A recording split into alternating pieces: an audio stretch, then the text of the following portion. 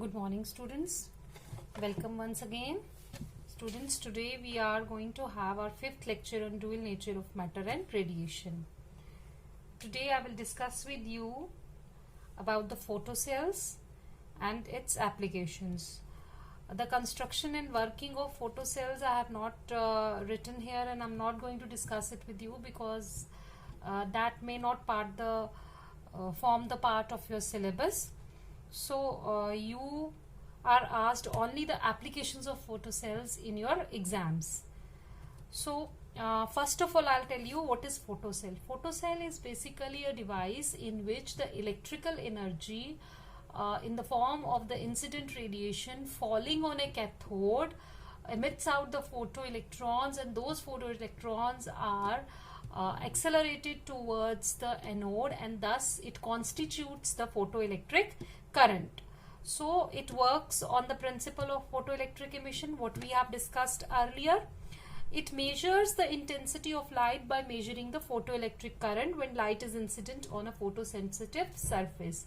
That we have discussed so many times so far that whenever we increase the intensity of light, the number of photons incident increases, and consequently the photoelectric current increases. So the increase in the photoelectric current is measured as the increase in intensity of incident radiations. That is why a photocell is known as, sometimes it is also called as an electric eye. Basically, we have three types of photocells. These are photoemissive cell, photovoltaic cells, and photoconductive cells. Photoemissive cells are based on the photoelectric emission of electrons. So if you have to discuss, or if you have to do the construction and working of of the photocells, the common type of the photocells is photoemissive cell, and this is the frequently asked or frequently used, you can say, type of cell. So if you have to do the construction and working, so only this part we have to do. For the rest of the parts we will not do the construction and working, and whatever applications I am going to discuss, these are the applications of the photoemissive cells only. So applications of photocells are: photocells converts a change in intensity of light into a change in photoelectric current. Okay, this current can be used to operate control systems and in light measuring devices.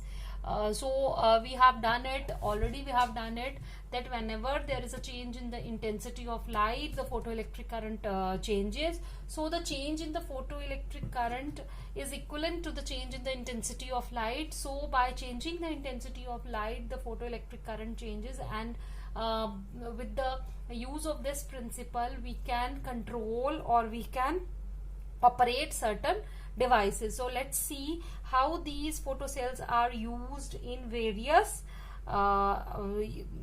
places. For example, you must have seen a burglar's alarm.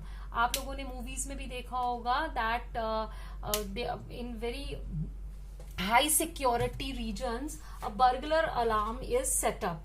So if an interrupter, or if somebody from outside tries to enter the security region, what happens? A siren or an alarm rings, and the owner of that place or the security personnel of that place comes to know that somebody is coming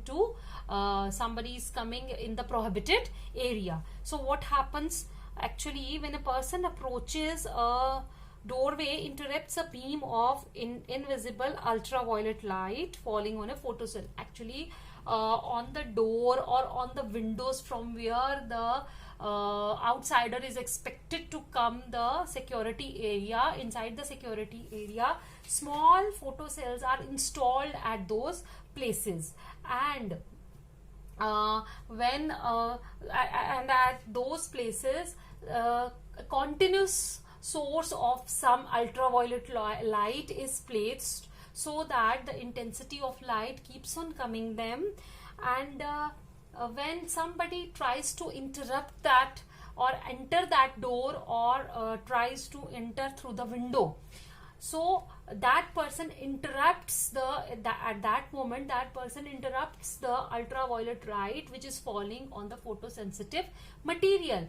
And when the light is interrupted by anyone, yeah, anything, what happens? There is a change in intensity of light, and consequently change in intensity of light results in the change in the photoelectric current. So when the photoelectric current changes, what happens? A circuit is installed there, a circuit starts operating, which rings an alarm, and the security people, they get activated. Okay, so similarly it works in a fire alarm.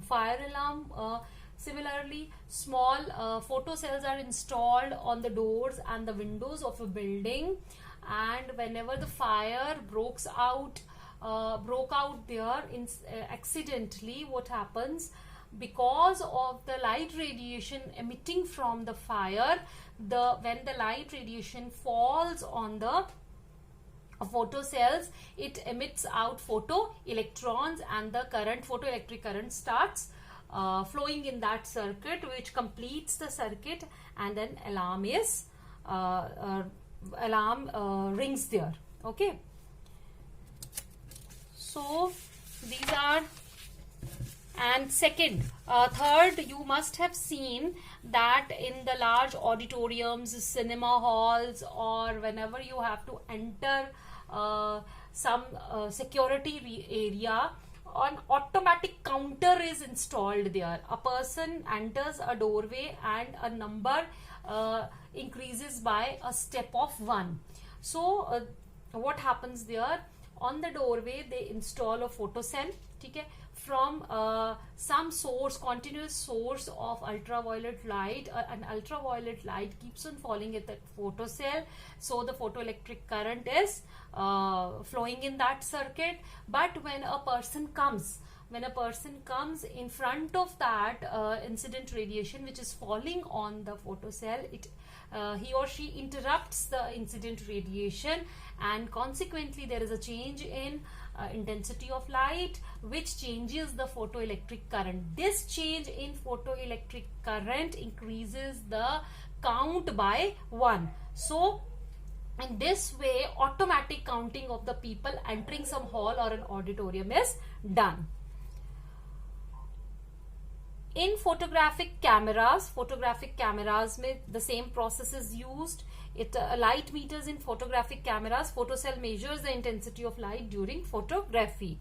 In automatic control of street light systems, so these photocells are used as an automatic switches, light controls in street light systems. What happens? During the daytime there is a light, so when light falls on the photocell, the current flows and the lights are automatic. The system is made like that ki when there is the photoelectric current flowing in that circuit, the lights are closed, and when during the dawn there is no light falling on the photocells, the current stops and the switch gets on, and so the the street lights, they get lighted. Okay, so this is photocells inserted in the street light electric circuit automatically switch on and off the street light system at dusk and dawn. So the same process photoelectric emission is used, means during the daytime there is a light, and during the dawn the intensity of light is you can say very low, or during the night it is almost 0. So now we will do some numericals. Okay, from this chapter, the numericals are the most frequently asked questions, because most of the times I have seen that numericals as well as objective questions are asked. So we'll do the numericals. Numericals are very easy. Almost all the values are given. The formulas, we have only 2-3 formulas which are to be used in these numericals. So if you know the formulas and if you put them in a right way, it's sure that these questions would fetch you full marks. Okay, so let's there are 2-3 types of numericals that are being asked. I have tried to collect all those numericals for you. I have tried to collect, and now we will solve. So I'll tell you how to solve these numericals. What is the frequency of a photon whose energy is 16.3 electron volt? सबसे पहले इन questions को करने से पहले I must tell you one thing कि इसमें आपका जो इलेक्ट्रॉन वोल्ट एंड जूल्स में जो एनर्जी का रिलेशन है, that has to be very much clear to all of you. 1 electron volt of energy is equal to 1.6 into 10 raised to power minus joules. Okay, and 1 electron volt is equal to 1.6 into 10 raised to power minus 19 into 1 volt. ठीक है, this is in this 1 electron volt means this much in joules, and somewhere we have to use 1 electron volt is equal to charge on 1 electron into 1 volt. Okay, what is the frequency of a photon whose energy is 16.3 electron volt? And when we are using the Planck's constant, remember Planck's constant is 6.6 into 10 raised to power minus 34 joule second, because E is equal to h nu, h is equal to E upon nu, and it is E is joules, it is per second, and it is joule second. So when you are using the value of h means कि जब आप h की value लगा के energy की value निकालेंगे तो, और फ्रीक्वेंसी या वेवलेंथ मीटर में, फ्रीक्वेंसी हर्ट्स में दी होगी, तो वहां से जो एनर्जी की वैल्यू निकलेगी वो जूल्स में होगी. किस में होगी? जूल्स में होगी. So what is the frequency of the photon whose energy is 66.3 electron volt? So you have energy का formula E is equal to h nu. ठीक है, अब यहां पे जो मुझे एनर्जी दी गई है वो किस में दी गई है? इलेक्ट्रॉन वोल्ट में. यहां पे मैं h लगा रही हूं. h है प्लैंक्स कांस्टेंट. जब मैंने आपको बोला प्लैंक्स कांस्टेंट लगा के हम लोग एनर्जी निकालते हैं तो that must be in joules, क्योंकि इसके यूनिट में जूल आता है. तो मैंने अगर यहाँ पे लिखा 16.3 इलेक्ट्रॉन वोल्ट, तो मुझे सबसे पहले उसको किस में कन्वर्ट करना है? 1 electron volt is equal to किसके बराबर है? 1.6 इंटू 10 पर माइनस 19 जूल्स. तो जूल्स में करने के लिए मुझे इसको 1.6 into 10 raise to power minus 19. अब ये एनर्जी किस में कन्वर्ट हो गई? जूल्स में, क्योंकि एनर्जी यहाँ पर किस में दी हुई है? याद रखिएगा कि जब इलेक्ट्रॉन वोल्ट से जूल्स में करना है तो उसको 1.6 into 10 raise to power minus 19 से मल्टीप्लाई करना है, और जब जूल्स को इलेक्ट्रॉन वोल्ट में करना है तो डिवाइड करना है. तो आपके पास आ जाएगा 6.6 into 10 raise to power minus 34, and frequency we have to find out. तो मेरे पास आ गया 66.3 into 1.6 10 raise to power minus 19, 6.6 into 10 is to power minus 34. Now I will not use calculator, and I will do the calculations on approximation basis. ठीक है, 6.6. ठीक, तो यहाँ पर ये कैंसिल हो जाएगा. ठीक है, 66 and it is 663. तो मैंने इसको काट लेना है. ठीक है, मैं अप्रोक्सीमेटली 66 10 से 660 होता है, तो मैं इसको 10 ही लिखूंगी. ठीक है, तो मेरा आंसर आया 1.6 इंटू 10 की पावर माइनस 19 इंटू 10 की पावर प्लस 34. माइनस नीचे था, ऊपर जाके क्या हो जाएगा? प्लस. अब आया 1.6 into 10 raise to power 34 plus 1 minus 19, and that is 34 plus 1 is 35. 35 में से आप 19 निकालेंगे, क्या आएगा? That is 1.6 into 10 raise to power 15 hertz. I think it is minus 18 और 35 minus 19 15. It is 35 minus it is 10 raised to power 16 hertz. Okay. I hope it is clear. Now we will do the second numerical. देखो second में क्या करना है हमने?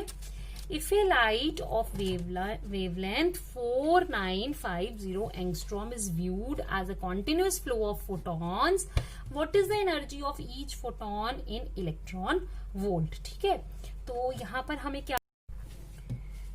हमें क्या दी गई है? Wavelength is 4950 angstrom. 1 angstrom is equal to 10 raised to power minus 10 meter. ठीक है. What is the energy of each photon? H दिया गया है, C तो आपको पता है. अब यहाँ पर एक चीज याद रखिए कि एनर्जी जो h न्यू होती है, मैंने पहले भी आपको बताया था, E is equal to h nu is the energy associated with a single electron. ठीक है. अब देखो,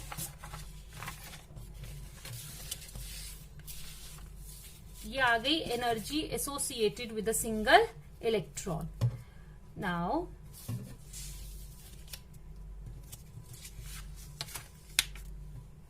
हमें निकालना है, वेवलेंथ दी है और हमें निकालना है एनर्जी. ठीक है, तो एनर्जी का फॉर्मूला होता है E is equal to h nu. अगर फ्रीक्वेंसी दी है तो हम डायरेक्टली फ्रीक्वेंसी सब्सटीट्यूट करेंगे. अगर हमें वेवलेंथ दी है तो हम वेवलेंथ का फॉर्मूला लगाएंगे h c upon lambda. That अब हम सबकी वैल्यूज लगा देंगे. 6.6 into 10 raise to power minus 34, 3 into 10 raise to power 8 और lambda is given as 4950 into 10 की पावर माइनस 10. ठीक है, अब हम इसको सॉल्व करेंगे और ये जो आंसर हमारा आएगा, याद रखिएगा, ये किस में आएगा? जूल्स में. अगर हमें इसको किस में कन्वर्ट करना है?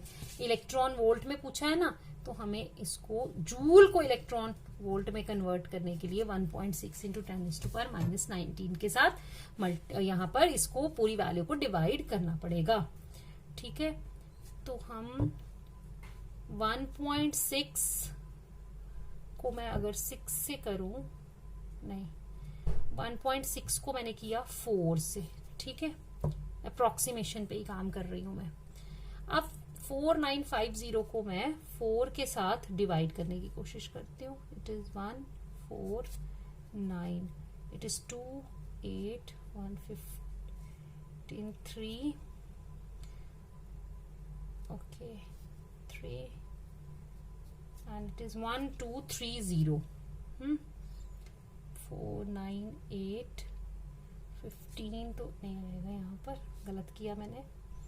4 1 4, ठीक है, यहाँ 2, ये 15 जो आया, ये 4 3 12 है, तो ये आ गया मेरा 30.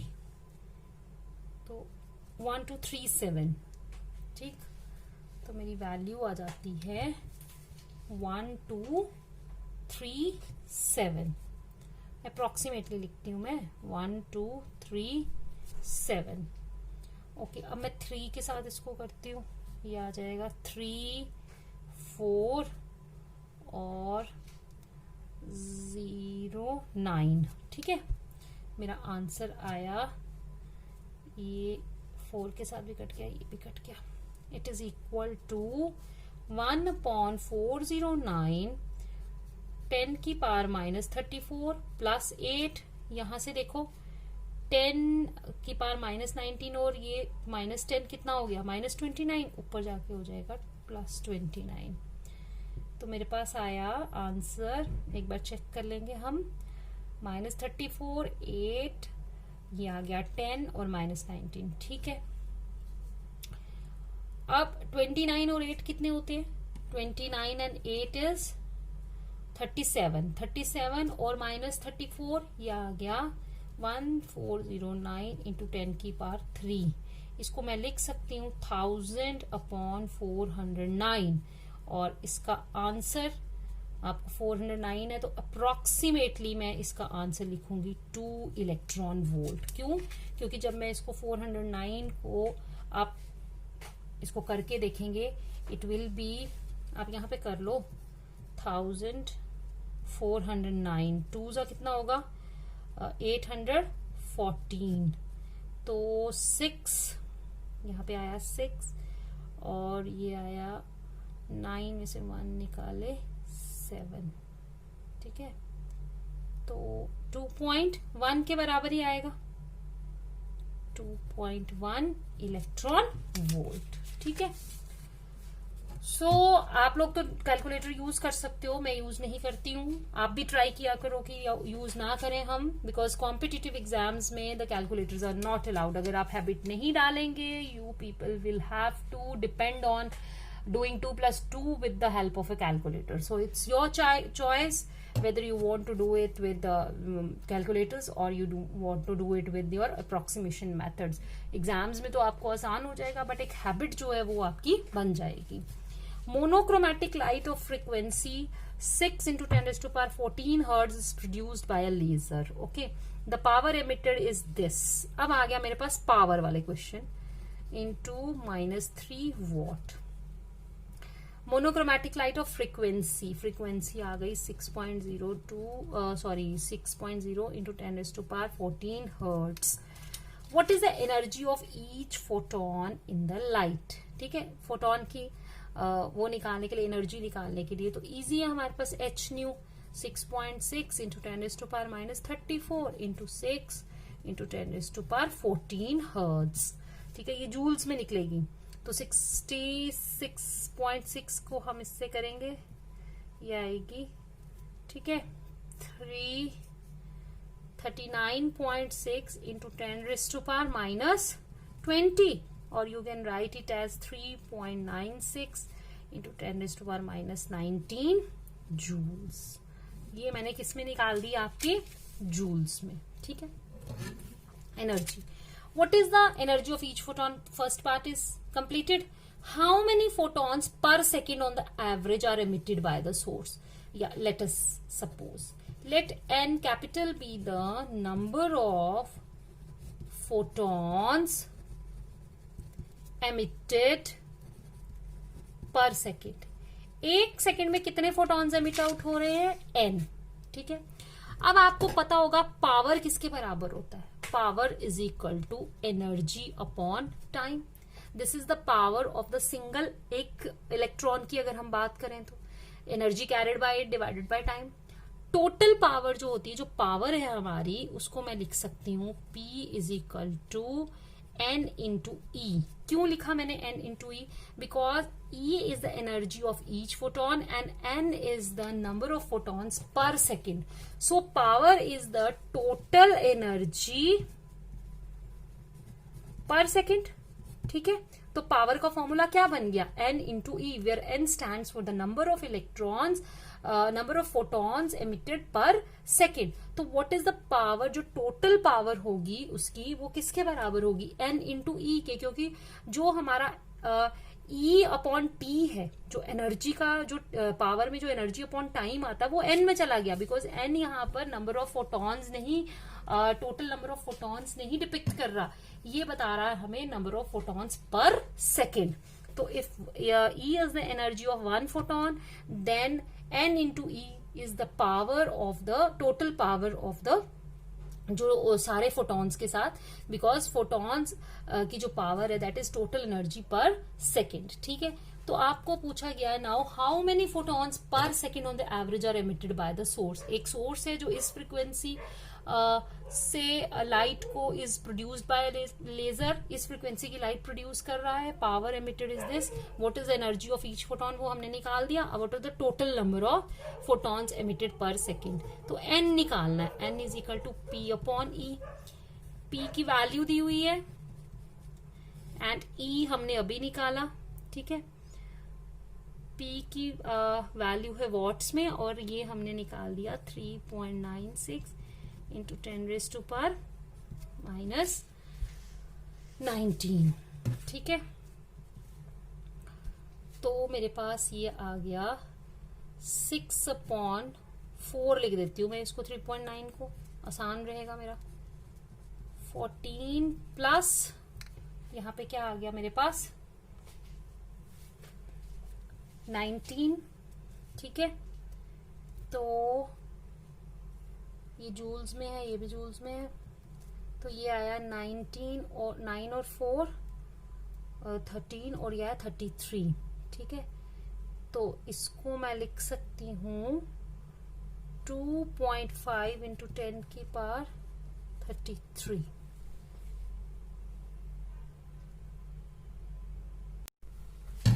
यहाँ पर मैंने पावर हमें जो दी है, power is 2 into 10 raise to power, sorry मैंने यहाँ पर ये लगा दिया, it is 2 into 10 raise to power -3। तो ये क्या आएगा, 2/4 हो जाएगा ये। ठीक है, और ये आएगा देखो 10 रेज़ टू पावर -3 प्लस 19। तो आंसर मेरा यहाँ से, ये मैंने वैल्यू जो थी मैंने उसकी लगा दी थी, आप भी ध्यान रखिएगा। 2/4 इंटू 10 रेज़ टू पावर, यहाँ आएगा 16। 16 से मैंने एक 0 ले लिया, 20/4 into 10 raise to power 15। My answer is 5 into 10 raise to power 15 photons per second. ठीक है, I hope it is clear. कैसे निकालते हैं? Now comes, if the light of wavelength this much is incident on each of the metals given below, which ones will show photoelectric emission and why? इस तरह के question बहुत बार, many a times these type of questions have been asked during the exams in the JK board। उसमें क्या करते हैं, आपको कोई भी एक इंसिडेंट लाइट दे देते हैं, यहाँ तो उसकी फ्रीक्वेंसी देते हैं, यहाँ उसकी वेवलेंथ देते हैं, और साथ ही में उसका वर्क फंक्शन दे दिया होता है उस मटेरियल का जिसके ऊपर वो फॉल कर रही है। तो हमसे पूछा जाता है कि show that whether the photo electric emission will take place और नॉट। आपको बार बार मैंने बताया है कि फोटो इलेक्ट्रिक एमिशन कब होती है, कि जब इंसिडेंट लाइट के पास वर्क फंक्शन से ज्यादा एनर्जी हो। तो सिंपल सी बात है, हमने क्या करना होता है इसमें कि जो आपको इंसिडेंट लाइट दी हुई है उसकी अगर फ्रीक्वेंसी दी है या वेवलेंथ दी है, दोनों ही चीजों से हम लोग एनर्जी वहां से कैलकुलेट कर सकते हैं। यहाँ पे हमें दे रखी है वेवलेंथ। ठीक है, नैनोमीटर याद रखिएगा, nanometre is 10 raise to power -9 metre. तो हम एनर्जी निकालेंगे। ठीक है, एनर्जी इज इक्वल टू यहाँ पे hc/λ लगाएंगे, एंड यू नो जो आंसर इसमें निकलेगा वो जूल्स में निकलेगा जब हम h लगा के निकालते हैं। ठीक है, तो आपके पास आ गया 6.6 into 10 raise to power -34 into 3 into 10 raise to power 8 upon क्या आया 412.5 इंटू 10 रेज़ टू पावर -9। अब अगर मुझे इसको इलेक्ट्रॉन वोल्ट में कन्वर्ट करना है, क्योंकि वर्क फंक्शन मुझे इलेक्ट्रॉन वोल्ट में दिया गया, तो मुझे कंपेयर करनी है दो एनर्जीज। इस एनर्जी को मुझे वर्क फंक्शन के साथ कंपेयर करना है। ऑलमोस्ट सभी क्वेश्चंस में ऐसा ही होता है, मोस्ट ऑफ द क्वेश्चंस में आपका वर्क फंक्शन जो है वो जनरली हम लोग इलेक्ट्रॉन वोल्ट में निकालते हैं, और जब दिया होता है वो इलेक्ट्रॉन वोल्ट में दिया होता है। तो जो एनर्जी आप कैलकुलेट करते हैं यूजिंग दिस फॉर्मूला वो जूल्स में आती है, फिर आप उसको कन्वर्ट कीजिए इलेक्ट्रॉन वोल्ट में, तभी कंपैरिजन हो सकता है। जूल्स वाली एनर्जी का कंपैरिजन आप इलेक्ट्रॉन वोल्ट में एक्सप्रेस्ड की हुई एनर्जी के साथ नहीं कर सकते। तो मुझे इसको इलेक्ट्रॉन वोल्ट में कन्वर्ट करना है, इसलिए मैं यहाँ पर इसको 1.6 इंटू 10 रेज़ टू पावर -19 के साथ डिवाइड करूंगी। ठीक है, अब हम इसको काट फाट करेंगे इसका। ठीक, इसको मैंने बना दिया यहाँ 4 और 4 है, इसको मैंने 412, तो ये मेरा 103 मैंने इसको कर दिया। ठीक है, अप्रोक्सीमेटली 103 है, तो ये मेरा जाएगा 3 और 103, 3 3 9 13 34, ऐसे ये 34, क्योंकि यहां पर आ गया मेरा 34। ठीक है, कट गया, इससे भी काट दिया, इससे भी काट दिया, मेरा आंसर आ गया मेरा 1/34 इंटू, अब हम पावर्स को देख लेते हैं, -34 +8। ठीक, यहाँ पे आया +9 और ये आया 19। ठीक है, अब देखो क्या आंसर आएगा मेरा। 1/34, 10 की पावर ये क्या आ गई, 19 और 9 कितना होता है 28, 28 और 8 कितना हुआ 36, 36 में से मैंने 34 को माइनस किया, ये आ गया मेरा 100। ठीक है, 100 डिवाइडेड बाय 34, तो ये 2 पॉइंट समथिंग आएगा। 100 और 34, 2 ज़ा 68, ये आया 2 और ये आया मेरा 3।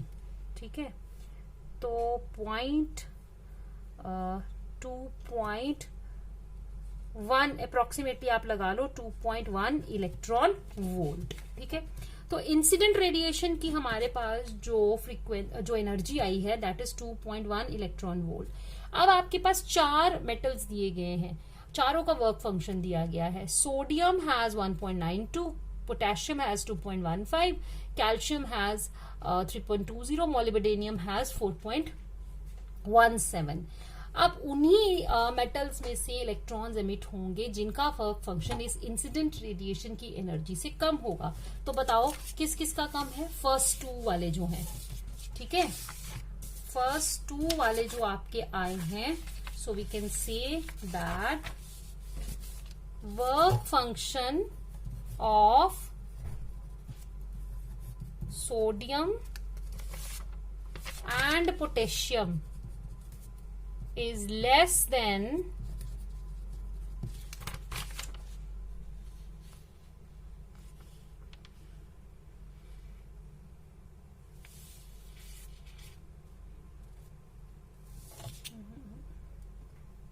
इसका देखो ये एग्जैक्टली यही आंसर आ रहा है, 2.1 नहीं हो सकता। मैंने क्या किया था, 100 को डिवाइड किया 34 के साथ, 34 1 ज़ा 2 ज़ा सॉरी 68, 2 और यहाँ पे क्या आया मेरा 9 और 6 3, मैं यहाँ पे ये लगाती हूँ, पॉइंट लगाऊंगी। हाँ, दिस इज 2.9 के बराबर आएगा ये, क्योंकि 34 इंटू 10 का थ्रू ये हो जाएगा। तो हम कह सकते हैं इट इज 2.अप्रोक्सीमेटली 2.9। कितना है ये 2.9, तो तभी ये 2 से ज्यादा होगा 2.1 से। तो work function of sodium and potassium is less than 2.9 electron volt, that is the energy of incident radiation. So, and work function of calcium and molybdenum is more than the energy of incident radiation. ठीक है, so photoelectric effect will be seen in किस में होगा, potassium and sodium only. ठीक है, now come to the next question. Light of wavelength 5000 angstrom, इसमें बच्चे ये फॉर्मूले लगाना इतना मुश्किल नहीं है। इसमें जो चीज आपको लगेगी, हाँ थोड़े से क्योंकि ज्यादा कैलकुलेशन है, नंबर बहुत ज्यादा होते हैं 10 की पावर, तो आप you have to be careful about those things. Otherwise formula तो वही आप देख रहे हो, कोई बड़े ज्यादा फॉर्मूले तो मैंने इसमें लगाए ही नहीं है। अब आया light of wavelength 5000 angstrom falls on metal surface of work function 1.9 electron volt. Lambda दे रखा है 5000 एंगस्ट्रॉम और वर्क फंक्शन दे रखा है 1.9 electron volt. Now find, first of all what is to be find the energy of photons in electron volt. तो हमने E is equal to h nu लगाना है, न्यू नहीं दिया हुआ है तो C लैम्डा लगाना है। यहां से जो एनर्जी निकलेगी वो निकलेगी जूल्स में, हमें कन्वर्ट करनी है उसको इलेक्ट्रॉन वोल्ट में। उसके लिए आपको पता है आपने क्या करना है, आपने 1.6 इंटू 10 रेज टू पावर, पहले सारी ये वाली वैल्यूज लगा लेनी है। अब 5000 और एंगस्ट्रॉम की जगह 10⁻⁻10। और क्योंकि ये जो एनर्जी अगर आप सिर्फ यहां तक करते हैं तो एनर्जी आती है जूल्स में, लेकिन उन्होंने हमसे पूछा है कि you have to find out the energy in electron volt. तो इलेक्ट्रॉन वोल्ट में करने के लिए मुझे इसको 1.6 इंटू 10⁻⁻19 के साथ डिवाइड करना है। ठीक है, तो यहां से मैंने फिर से वही किया, ये क्या आ गया मेरा 1.6 और मैंने इसको बना दिया 4। ठीक है, 4 और ये आ गया मेरे पास 5000 4 1.6 इंटू, ठीक है 4 इंटू 3 आ गया मेरे पास 12। ठीक है, 12 और 5 मैंने साइड पे कर दिया, इसको हम बाद में देखते हैं।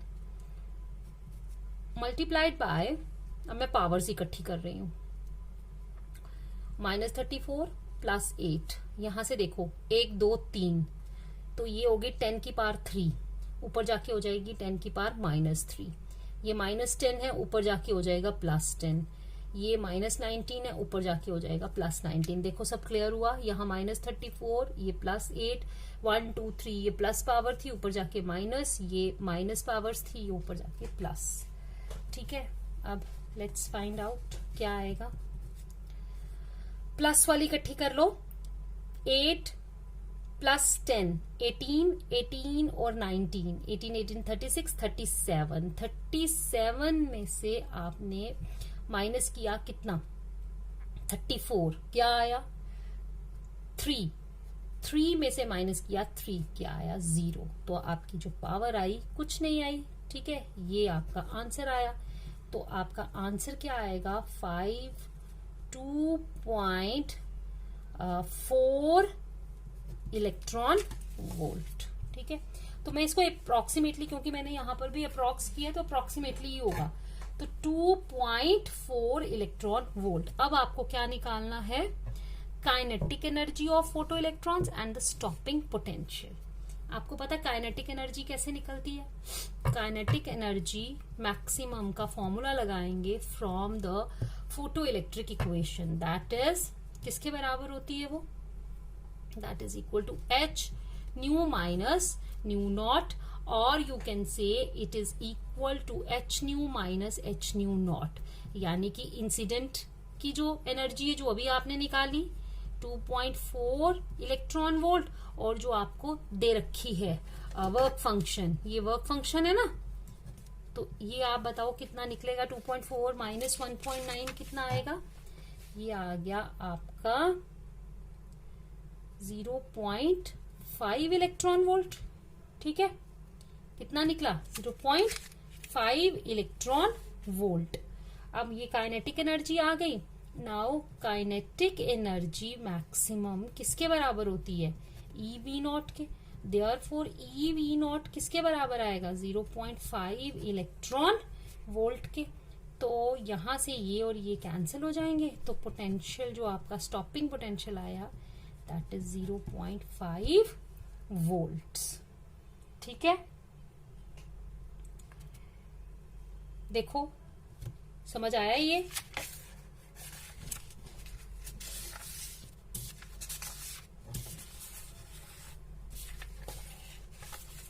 ठीक है, now we will do the next question. इसको देख लो आप अच्छे से, क्या किया मैंने 5000 एंगस्ट्रॉम की लाइट लगाई है, यहां पर हमने यूज की है 5000 ऐसे रखा, Hc अपॉन लैम्डा, H की वैल्यू ये 3, 5 इंटू दिस, ये आ गया आपका 12/5 इलेक्ट्रॉन वोल्ट। ये कितना निकला हमारा 2.4 इलेक्ट्रॉन वोल्ट। देखो सारा कुछ ये करके मैंने अप्रोक्सीमेटली किया, यहाँ पर आया ना 6.6, तो 1.16 4 जा कितना होता है 64, मैं इसको अप्रोक्सीमेटली काट लेती हूँ। 4 3 जा 12, 12/5, 1 2 3, इसके 3 0, तो ये हमारा आंसर 2.4 निकलता है। बाद में हम इसको करके सब्सटीट्यूट करके ये वैल्यू निकालते हैं। Now the work function for a certain metal is 4.2 electron volt. Will metal give photoelectric emission for incident radiation of wavelength 330 nanometre? तो बस वही हमने बताना है। वर्क फंक्शन कितना दिया है 4.2 इलेक्ट्रॉन वोल्ट। ठीक है, इंसिडेंट रेडिएशन की वेवलेंथ कितनी है 330 nanometre is equal to 330 into 10⁻⁹ metre.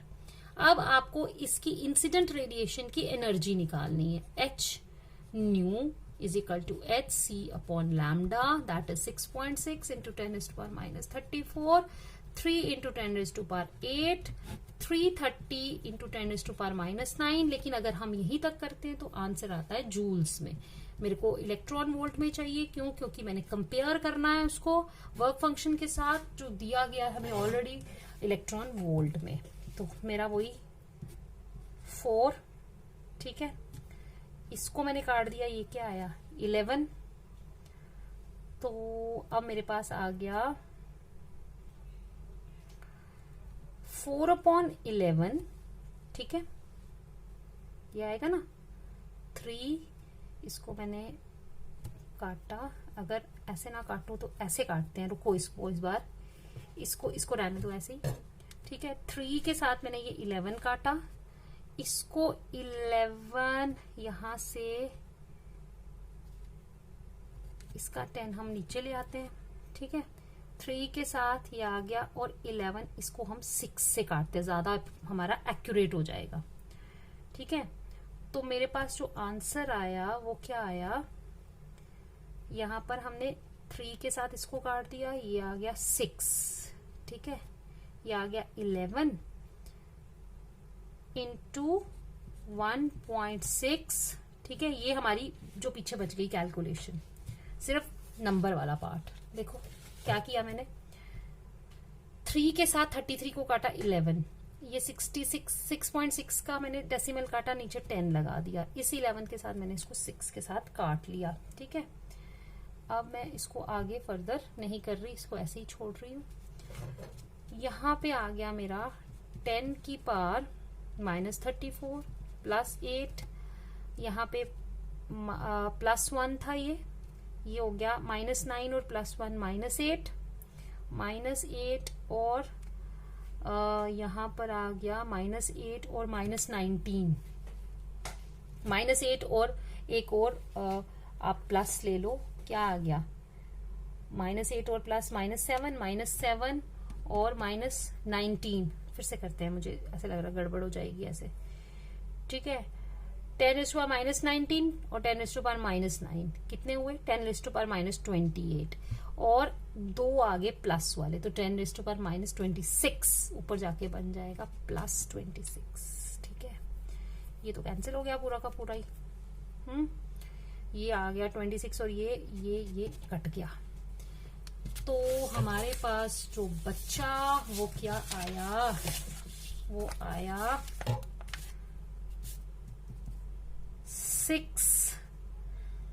11 into 16 into 10।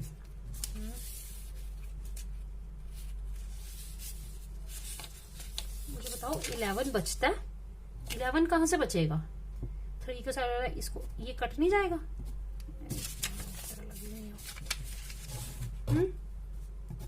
ठीक है। देखो एक बार फिर से, 3 के साथ हमने ये 11 काटा, इसके साथ ये 6 काटा, तो नीचे यही बचेगा ना 1.60, ठीक है। तो हमारे पास आया 60/16। तो इसको अगर हम करें तो 16 3s 48, 12, 20, तो ये आया 3.16450 तो हमारा 3 पॉइंट समथिंग आएगा, ये 16 7 अगर 2 4 7 1 7 और हाँ 7, तो it is 3.7 electron volt. And work function कितना है, वर्क फंक्शन इज गिवन